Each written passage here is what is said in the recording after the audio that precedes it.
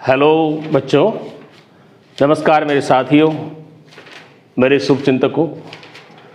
मैं आपके सामने आज की वीडियो में लेके आया हूं और वो है ठोस, जैसा कि हम चैप्टर नंबर 1 जिसमें सॉलिड स्टेट पढ़ रहे हैं और उसमें आज का टॉपिक अपने सामने है और वो है क्रिस्टल समुदाय क्या होता है एवं ब्रेवेज जालक क्या है। इन पर थोड़ा ध्यान दीजिए। चूंकि सारे जो जितने भी सॉलिड्स हैं अपने non solids in the universe कह सकते हैं, जहां तक अपना डिस्कवरी है जो अब तक बताया, उसमें क्रिस्टल समुदाय अर्थात जो इकाई कोष्ठिका होती हैं उनकी इस तरह की व्यवस्था जहां पर भिन्नता लिए हुए हैं और वो भिन्नता है वो कितने प्रकार के हैं, वो क्रिस्टल समुदाय कहलाता। जिसमें है क्या होता है, अक्षीय दूरियां आपने पढ़ा, अक्षीय दूरियां हैं, अक्षीय कोण हैं, उनके मान और उनकी दूरियों के मान के आधार पर उनकी जो व्यवस्था है वो कितनी है, 7 सिस्टम्स हैं। ठीक है, जैसे आपने सुना होगा, याद कर सकते हैं, सप्तऋषि याद रख लो। सप्तऋषि 7 ऋषि थे, ऐसे ये 7 ऋषि हैं यूं मान लीजिए, और वो 7 ऋषियों के नाम अर्थात ठोस अवस्था के ऋषियों के नाम ये हैं। वो नाम याद कर सकते हैं, सामने टेबल है देख सकते हैं। तो ये क्रिस्टल समुदाय की संख्या कितनी है वास्तव में याद रखना है, 2⁻7 है। घनीय जालक, द्विसमलंबाक्ष, विषमलंबाक्ष, एकनताक्ष, षटकोणीय, त्रिसमनताक्ष, त्रिनताक्ष ये है। यहां उनकी अक्षीय दूरियां जैसा कि पैरामीटर में देखते हैं स्मॉल a b c के नाम से पढ़ते हैं। अक्षीय कोणों है वो अल्फा बीटा और गामा है। और जालकों की संख्या अर्थात किस जालक समुदाय में कितने प्रकार के कणों की व्यवस्था से जो इकाई कोष्ठिका होती हैं वो है, उसको हम कहते हैं, अर्थात कह सकते हैं कि ये इकाई कोष्ठिकाओं के प्रकारों की संख्या है। कौन कौन सी इकाई कोष्ठिका होती हैं वो किस में आएगा, जालक संख्या में आएगा। तो आपको मालूम है किस में कितनी है, याद कर सकते हैं वेरी इजीली, 32, 42, 111 यूं याद कर सकते हैं। तो पहले एक एक देखते हैं। आपको ये समझना है कि यहां अक्षीय कोण इसका क्या तो अर्थ है, वो ये बताता है अक्षीय कोण किस तरह से होते हैं नहीं होते हैं वो आप देखिए। सो फर्स्ट यहां एक चीज और देखना है, यहां पर हमारा ये टॉपिक दूसरा इसी के साथ जो ब्रेवेज साइंटिस्ट हैं उन्होंने टोटल ये कहा है कि इन द सॉलिड्स कितनी व्यवस्थाएं होती हैं टोटल। तो अगर आप इनको गिन लो 3, 2, 5, 9, 11, 12, 13, 14 टोटल जो संख्या होती है वो 14 होती है। तो ब्रेवेज ने ये कहा है कि कुल प्रकार को ये कह सकते हैं कि सभी ठोस में सभी चीजों को ध्यान में रखते हुए 14 प्रकार की भिन्न भिन्न व्यवस्थाएं होती हैं। इसी को उन्होंने कहा है ब्रेवेज जालक। तो जब आपसे पूछा जाता है कि क्रिस्टल समुदायों की संख्या कितनी होती है तो 7 और ब्रेवेज जालकों की संख्या है, याद करने के साथ का डबल कर दो 14 हो जाती है। पर ऐसा नहीं है कि हर किस 7 के हिसाब से हर किसी में 2 होती है, संख्या अलग अलग होती है, लेकिन संख्या टोटल का बता रहे हैं वो डबल है। अब देखते हैं हम 1 by 1। फर्स्ट घनीय जालक, शायद इससे बिफोर क्लासेस में भी आप पढ़ते हैं। घनीय जालक आगे ध्यान दें, जिसकी 3 भुजाएं बराबर होती हैं वो कहलाता है। और इस तरह की व्यवस्था है, देखिए ये आपने शुरू में ही आपको बताया होगा। तो ये क्यूब है, ग्लास क्यूब। तो आपके सामने यूं कह सकते हैं कि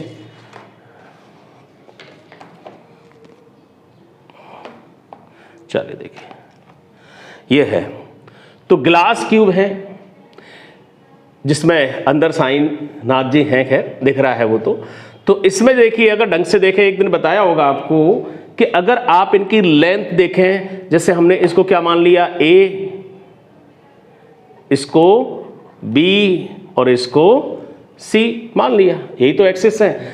आप देख रहे हैं कि सबकी लेंथ बराबर है। वैसे मैं नाप रखी है 3, 3.5 की एक जो भी है, तो वो अलग बात है मैथमेटिकली, लेकिन ये है कि ये सब बराबर हैं। ठीक है, ये तो चाहो तो आपके स्केल से, पर ऐसी जरूरत नहीं है। तो ये सब देख रहे हैं आप बराबर हैं।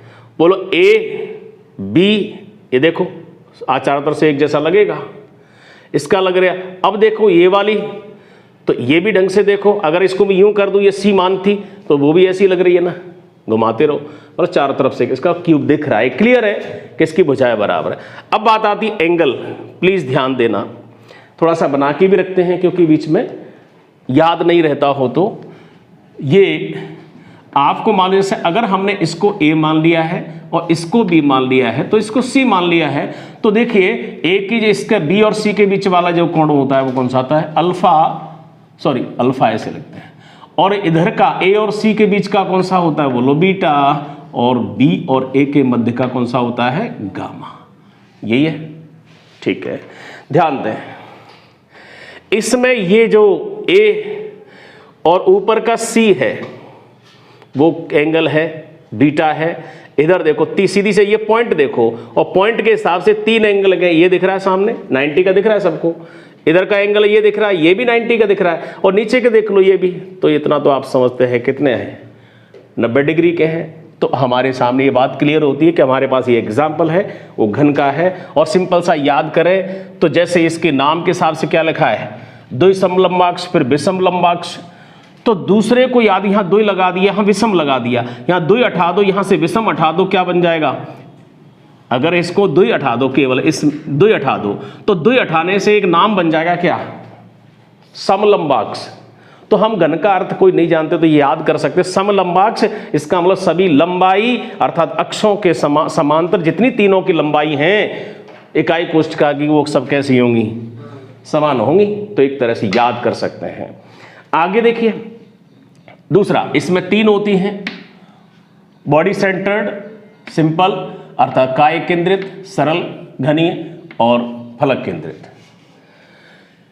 नंबर 2 द्विसमलंबाक्ष, इसमें नया शब्द है एक तरह से द्वि, तो दो, अब इसका अर्थ निकाला, द्विसमलंबाक्ष इसका मतलब है कि अक्षों के समांतर इकाई कोष्ठका की वे लंबाई कौन सी, कितनी, 2 समान है। तो 2 समान है, आप 2 कोई सी भी मान सकते हैं, A और B मान सकते हैं, C एक अलग नहीं है, लेकिन कोण सबके बराबर होंगे।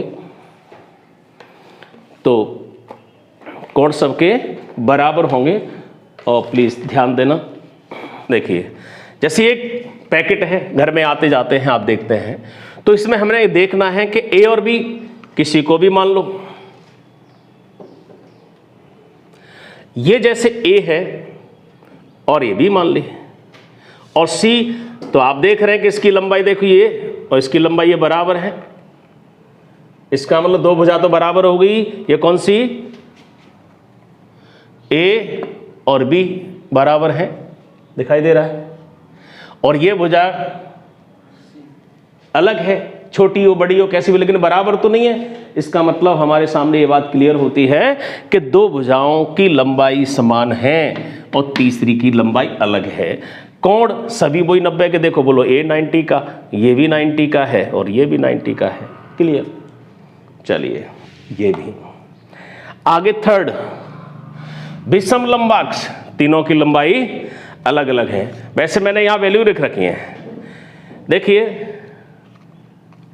यहां अगर वैसे तो दिख रहा होगा, दिखाई दे रहा है क्या, तो दिखाई दे रहा होगा, देखो ये लंबाई अलग है और इसकी लंबाई ये छोटी है। वैसे मैं नाप रखी है, ये 3.5 सेमी की है, ये जो लंबाई है वो 4.5 सेमी की है, और ये लंबाई है वो 8.5, ये तो दिख रही है लंबाई है। इसमें थोड़ा सा आपको डाउट लग रहा है तो आप देखेंगे ढंग से, मैं तो आपके सामने स्केल भी रख सकता हूँ, इसमें क्या है, देखो लगभग ये देख लीजिए, इसकी जो लेंथ है वो देखो बड़ी है कि नहीं, दिख रहा है। इसका मतलब तीनों भुजाएं, तीनों लंबाइयां अलग हैं, अक्षीय दूरियां अलग अलग हैं, इसमें कोई शक नहीं है। लेकिन एंगल देखो तो, एंगल देखो तो बोलो ये 90 का है, ये भी 90 का है और ये भी 90 का है। सब समझ में आ रही है?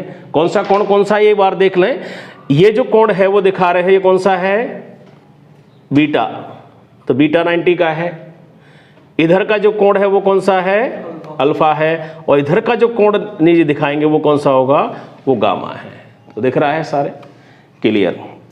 नेक्स्ट, अब जो थर्ड के बाद फोर्थ, एक नताक्ष, यहां समस्या आएगी कि बीटा 90 का नहीं है, तो प्लीज ध्यान दें। ये अभी इसी में है कि तीनों भुजाएं बराबर नहीं है, वो यही ले सकते हैं कि नहीं ले सकते हैं। अगर इसी को ले सकते हैं, लेकिन इसमें तो 90 की बात की थी, इसमें तो 90 की बात की थी, लेकिन इसमें 90 डिग्री का कोण एक नहीं होना चाहिए, और वो कौन सा नहीं होना चाहिए, बीटा नहीं होना चाहिए। अभी तो इसमें 90 के हैं, इसको चेंज करके बना दे, देखो इसी में से बना देंगे, इसको चेंज कर दो। और कैसे बनाया देखिए, एक तरह से जो, हाँ जी मैं चेंज किया है, और बीटा जो बनाएंगे, देखिए इसको थोड़ा ट्विस्ट करा दिया, मोड़ दिया ना। अब मोड़ करके देखना, प्लीज ध्यान देना, चाहो तो मैं लिख सकता हूं, जैसे इसकी ये भुजा ए हो गई, क्योंकि इसे मैंने लिख रखा है कि ये कौन सी है, ये कौन सी बी, और इस कौन सी है सी। ठीक है, भुजा होती है, तीनों की भुजा अलग अलग है, उस किसी को मान लो। अब हमें देखना है कोण, आपको शायद ध्यान होगा बी और सी के बीच का कोण कौन सा होता है, अल्फा होता है, तो ये अल्फा होगा, कौन सा होगा, अल्फा होगा कि नहीं होगा। मैं चाहो तो लिख सकता हूं, देखो ये जो कोण है वो कौन सा होगा, अल्फा लिख दिया, अल्फा लिख दिया। अब अल्फा के बाद देखो, चूंकि एक बी हो गई, सी हो गई, और तीसरी ये कौन सी हो जाएगी, देखो लिखी थी इसमें मैंने, वो थोड़ा अंदर चली गई है, ध्यान दे, ये ए थी, तो इसका मतलब अंदर गई, तो इसलिए हमने बनाया उसी से है। तो ये भुजा कौन सी है, ए, अगर मैं यहां लिख दूं, ये ए हो गई, जो मान कहने का मतलब है इधर आ गई, ए हो गई, इधर बी और इधर ए, तो ये एंगल कौन सा होगा, ए और बी के बीच का, सी के सामने का मतलब गामा। ठीक है, अब गामा और बी, इसका मतलब देखो ये सी है और ए है, देखते चले एक बार वापस देखें, अल्फा एंगल कौन सा है, बी और सी, बी और सी के बीच का अल्फा है, और ए और सी के बीच का कौन सा है, ए और सी, ए और सी, ए का एंगल ये आएगा कि नहीं। और मैंने इसको ऐसे दबा रखा है, बोलो 90 का है क्या, 90 का है क्या, वो दिख रहा है क्या, ए 90 का है, देखो कौन सा है, सी और ए, और सी और ए के बीच में देखिए, वहां देखते रहिए, और ये बीटा एंगल है, वो 90 का तो नहीं है ना, ये भी 90 का। अब ऐसे के कितने का ये भी नहीं कह सकते, कि कम ज्यादा कुछ भी हो सकता है, मोड़ा है, हम तो मोड़ रहे हैं इसको, देखो ये 90 से ज्यादा होगा तो ये 90 से कम होगा, ऑटोमेटिकली हो जाएगा। मतलब 90 की ये चार सब एंगल क्या होंगे, चारों बीटा होंगे, और बीटा एंगल होंगे तो किसकी वैल्यू क्या होगी, बोलो 90 तो नहीं होगी, ये क्लियर है, ये सारे एंगल। तो इसको कहने का मतलब तीसरी वाली को थोड़ा सा यू करके ट्विस्ट करा दो, मतलब मोड़ दो, और बन जाएगी कौन सी, बन जाएगी, जहां विषम लंबाक्ष है उसको मोड़ने से बन जाएगी एक नताक्ष। तो इसी के साथ हमारे पास 4 हो गई, किसमें कौन सी इकाई है वो मैंने लिख रखा है, बी फॉर BCC, और एस फॉर सरल, एफ फॉर फलक केंद्रित, ई फॉर वो क्या कहते हैं, आधार केंद्रित कहते हैं।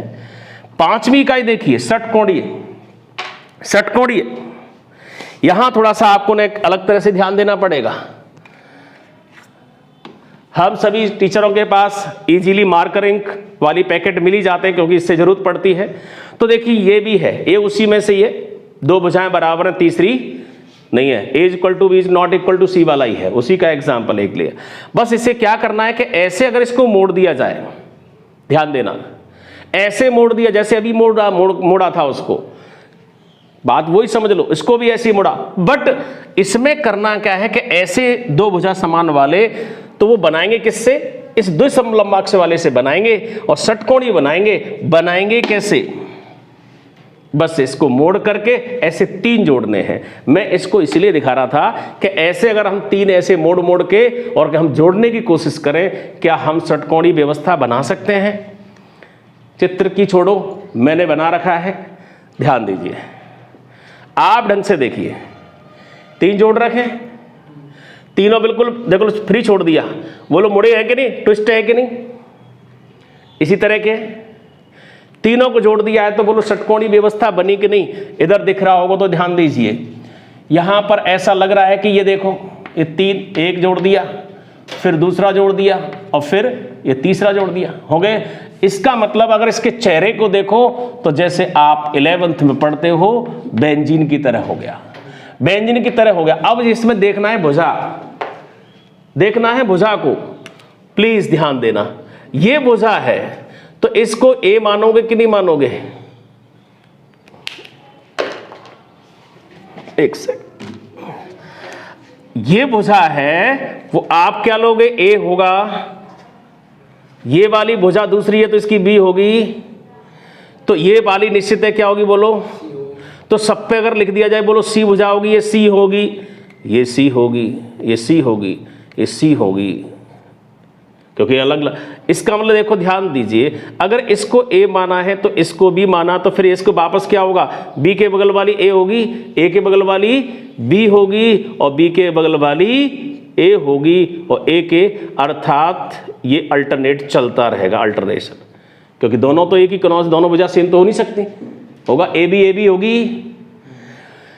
वो ए बी वाली ये दोनों जो लंबाई हैं वो बराबर हैं। अब हमें देखना है कि गामा कोण, इसमें देख लिया कि 90 का नहीं था, ऐसे इसमें देखना, यही दो इंपॉर्टेंट चीज है बस।